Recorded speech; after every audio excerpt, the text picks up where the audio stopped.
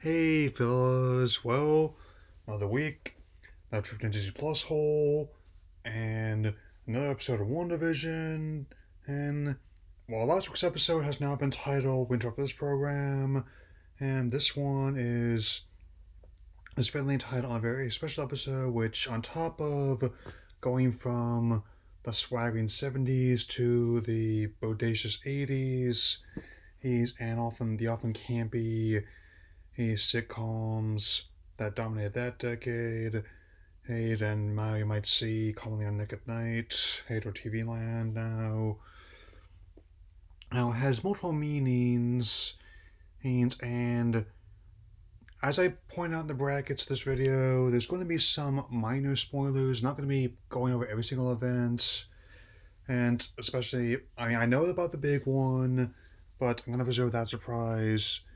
And if you have seen this episode or are planning to watch it, you most likely know what I'm talking about. So, but some of the also will be tied over into the previous films. So let's get this started. I also now remember what Dane's character's name was, Darcy, and she has grown on me ever since I saw Thirst for now almost 10 years ago. Imagine and that what a Dega can do to just not only my perception of a character but also stuff on this channel as well. So fancy that. So elsewhere, the agents of S.W.O.R.D., who are short for in this continuity Sentient Weapon Observation and Response Department, and naturally after her actions in the previous films, most notably Age of Ultron and Captain America Civil War. And as someone who enjoyed those films, I gotta say, the content in this one seems to retroactively improve my enjoyment of both of them. Um, I don't know, looking back, accents. And also, it's not quite exactly what I expected for how they would handle her as well as Quicksilver, or as well as the whole, but potentially bringing the X Men into the fold of the franchise.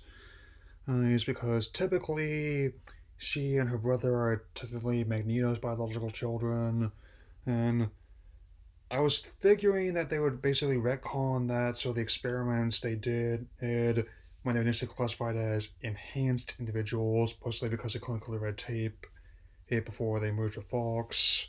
As I was saying, this definitely provides a way for the characters to be brought into the fold within the next 5 years or so, Deadpool notwithstanding, and as well as offering a chance what could happen then with the future films in phase 4 and 5. I have especially the ones having the dogged for our near future. Hopefully, we can achieve herd immunity before too long. Since, but I'm getting ahead of myself.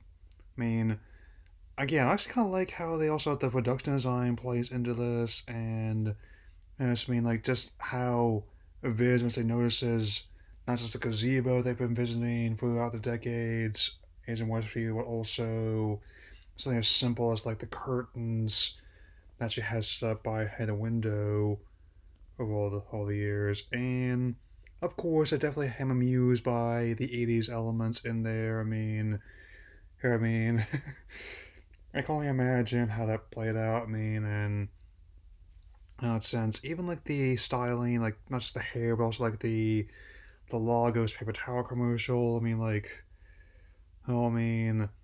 the wording of that advert. It's funny on the surface level, but it's actually quite dark as someone who has seen that. And that's how I feel. If you, especially using this as a barometer, if you must change something for adaptation, it should be a change that makes logical sense for the new medium. The same reason why I'm making Thor a more comedic character or Ragnarok worked, or he has definitely loosened up, which allowed Taika to basically just go crazy, and still looking forward to Love and Thunder since start filming it, as well as how the way they've cast as Spider-Man and his colleagues in this continuity, which even with what I'm hearing about the upcoming third film, is that they're still planning to include Jamie Foxx's Dylan Nick Electro, which hopefully whatever they do with it will make more sense than the whole discount Edward Nimmo dubstep powers. I don't remember that from any comic or adaptation I've seen before. But that aside, definitely hey glad this is here, and even though I'm still not expecting to see he anything else too majorly right now. Depending on what happens, like with this, not just even just regarding Black Widow, but also Ray and the Lost Dragon. Depending on what happens, whether or not things open back up by March, I probably will just be waiting for the paywall to come down. Depending on what people think of it. I mean, don't get me wrong. I think it looks cool, but we'll see. And I will definitely also be adjusting my schedule for my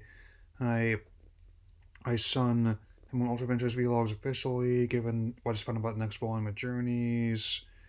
He's and also this Pokemon Legends series I might come out with next. But that's a matter for another day, and I will definitely see you all again later.